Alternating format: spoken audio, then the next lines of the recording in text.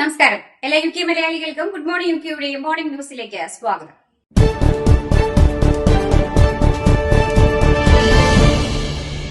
ഇംഗ്ലണ്ടിൽ വിദ്യാർത്ഥി വായ്പകളിലെ പലിശ നിരക്ക് അടുത്ത അക്കാദമിക് വർഷത്തിൽ 6% പരിമിതപ്പെടുത്തുമെന്ന് സർക്കാർ പ്രഖ്യാപനം. പ്ലാൻ 2, പോസ്റ്റ് ഗ്രാജുവേറ്റ് പ്ലാൻ 3 വായ്പകൾക്കും ഈ നിയന്ത്രണം ബാധകമാകും. മിഡിൽ ഈസ്റ്റ് സംഘർഷത്തെ തുടർന്ന് ഉയരുന്ന വിലക്കയറ്റത്തിന്റെ ആഘാതത്തിൽ നിന്ന് വിദ്യാർത്ഥികളെ സംരക്ഷിക്കുവാനാണ് ഈ നടപടിയെന്ന് സർക്കാർ വ്യക്തമാക്കി.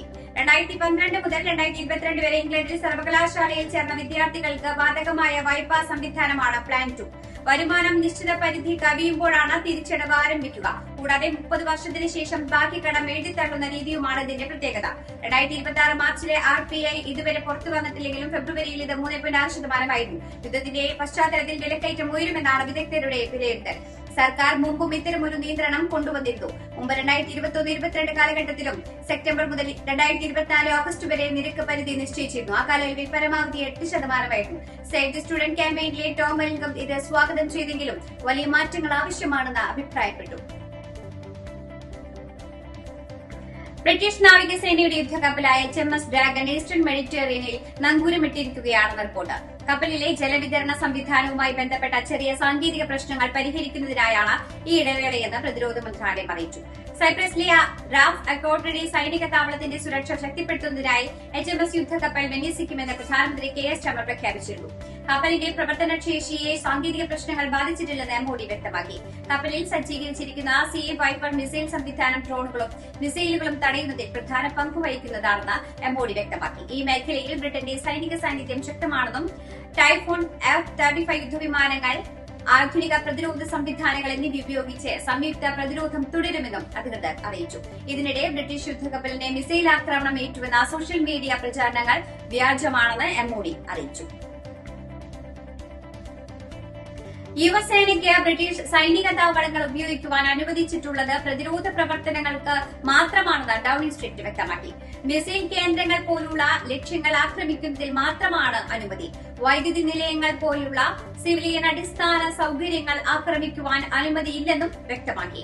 ലിബറൽ ഡെമോക്രാറ്റിക് ഗ്രീൻസ് പാർട്ടി കൂടാതെ ചില ലേബർ MPമാർ ഉൾപ്പെടെ നിരവധി രാഷ്ട്രീയ നേതാക്കൾ സർക്കാർ കൂടുതൽ കർശന നടപടികൾ സ്വീകരിക്കണമെന്ന് ആവശ്യപ്പെട്ടിരുന്നു.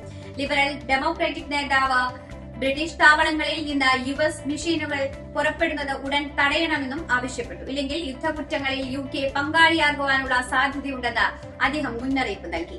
സഖ്യകക്ഷികളുടെ സൈനിക പ്രവർത്തനങ്ങളെക്കുറിച്ച് വിശദീകരിക്കുവാൻ സർക്കാർ വക്താവ് തയ്യാറായില്ലെങ്കിലും അന്താരാഷ്ട്ര നിയമങ്ങൾ പാലിച്ചുകൊണ്ട് മാത്രമേ UK പ്രവർത്തിക്കുകയുള്ളൂ എന്ന് അദ്ദേഹം വ്യക്തമാക്കി.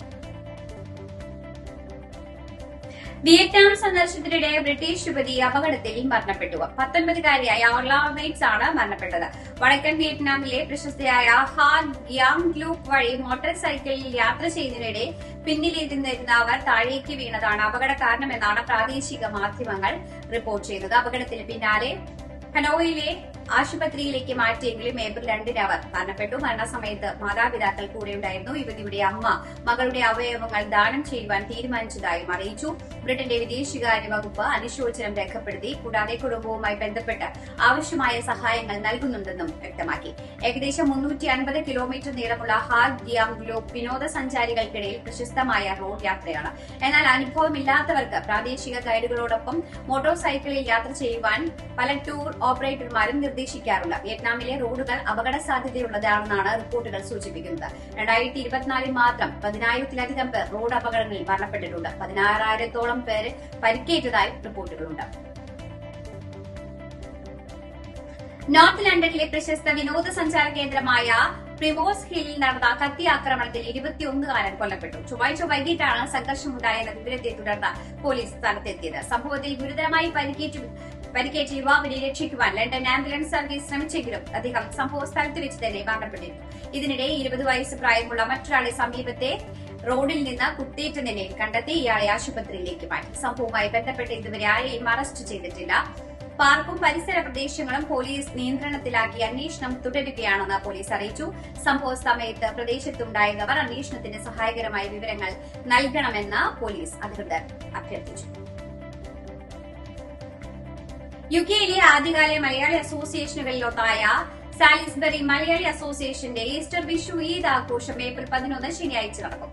സാലിസ്ബറിയിലെ ഡിന്റൺ വില്ലേജ് ഹാളിൽ ഉച്ചയ്ക്ക് 3:30 മുതൽ ആരംഭിക്കുന്ന പൊതുയോഗം സാലിസ്ബറിയിൽ നിന്നുള്ള ബ്രിട്ടീഷ് പാർലമെന്റ് അംഗം ജോൺ ക്ലെൻ ഉദ്ഘാടനം ചെയ്യും. ആഘോഷത്തിന്റെ ഭാഗമായി കുട്ടികളുടെയും മുതിർന്നവരുടെയും കലാപരിപാടികൾ വേദിയിൽ അരങ്ങേറും.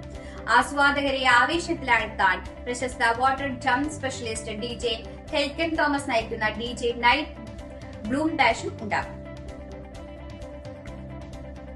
വിഷു ആഘോഷങ്ങൾക്ക് ഒരുങ്ങി ഇംഗ്ലണ്ടിലെ കെന്റ് അയ്യപ്പ ക്ഷേത്രവും കെന്റ് ഹിന്ദു സമാജവും ഏപ്രിൽ 15 വിഷു ദിവസം രാവിലെ 9 മണിക്ക് നട തുറക്കും. തുടർന്ന് നിർമ്മാല്യ ദർശനം, ഉഷപൂജ, വിഷുക്കണി, വിഷു കൈനീട്ടം, വിഷു പ്രത്യേക പൂജ, ഉച്ചപൂജ, നടയടയ്ക്കൽ, വൈകുന്നേരം 4 മണിക്ക് നട തുറക്കൽ, 5 മണിക്ക് മഹാസുദർശന പൂജ, വൃന്ദാവൻ ഭജൻസ് അവതരിപ്പിക്കുന്ന ഭജന, ദീപാരാധന, പ്രദോഷ പൂജ, ചിത്രാലക്ഷ്മി നേതൃത്വം കൊടുക്കുന്ന ദക്ഷിണായുഗി അവതരിപ്പിക്കുന്ന കൾച്ചറൽ പ്രോഗ്രാംസ്, അത്താഴ പൂജ എന്നിവയുണ്ടാകും. പൂജകൾക്ക് അഭിജിത്ത് തടൂർമന ഹരിനാരായണ നമ്പീശ്വർ മുഖ്യ കാർമ്മികത്വം വഹിക്കും. വെള്ളിയോട്ടിലും അദ്രിത് വാസുദേവ് പൂജകൾക്ക് സഹകാർമ്മികത്വം വഹിക്കും.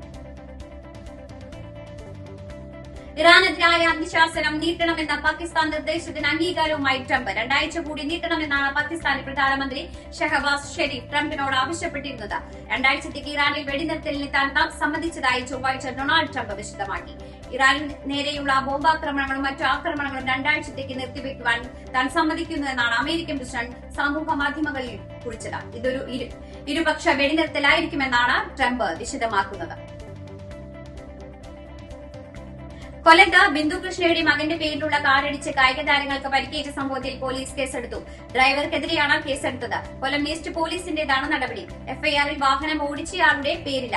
ഭാരതീയ ന്യായ സംഹിതയിൽ 281, 125A(B) മോട്ടോർ വെഹിക്കിൾ ആക്ട് 1988-ലെ 134A, 134B വകുപ്പുകൾ പ്രകാരമാണ് കേസെടുത്തിരിക്കുന്നത്. അമിത വേഗതയിലും അശ്രദ്ധയുമാണ് പ്രതി വാഹനം ഓടിച്ചത് എന്നാണ് എഫ്ഐആറിൽ പറയുന്നത്. കുടുകിലെ തടിയന്റെ മോളിൽ ട്രക്കിങ്ങിന് പോയി കാണാതായ മലയാളി യുവതി ശരണ്യക്കെതിരെ പരാതിയുമായി BJP. ശരണ്യയുടെ അതിജീവന കഥ വ്യാജമാണെന്ന ആരോപണവുമായി BJP കുടക് റൂറൽ കമ്മിറ്റിയാണ് രംഗത്തെത്തിയത്. സംഭവത്തിൽ സമഗ്ര അന്വേഷണം വേണമെന്നാവശ്യപ്പെട്ടാണ് കമ്മിറ്റി പോലീസിന് പരാതി നൽകിയത്. കുടുംബത്തോടൊപ്പം വിനോദയാത്ര പോയ 15-കാരിയെ കാണാതായി. കർണാടകയിലെ ചിക്കമംഗ്ലൂർ ഭാവ ബദൻഗിരി വ്യൂ പോയിന്റ് വെച്ചാണ് പാലക്കാട് സ്വദേശിനിയായ വിദ്യാർത്ഥിയെ കാണാതായത്.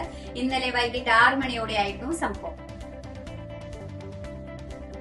ഇതോടുകൂടി വാർത്താ ബുള്ളറ്റിൻ ഇവിടെ അവസാനിക്കുകയാണ്. എല്ലാ പ്രേക്ഷകർക്കും നല്ലൊരു ദിനം ആശംസിക്കുന്നു. കൂടുതൽ വാർത്തകളുമായി നാളെ കണ്ടുമുട്ടാം. എല്ലാവർക്കും നന്ദി, നമസ്കാരം.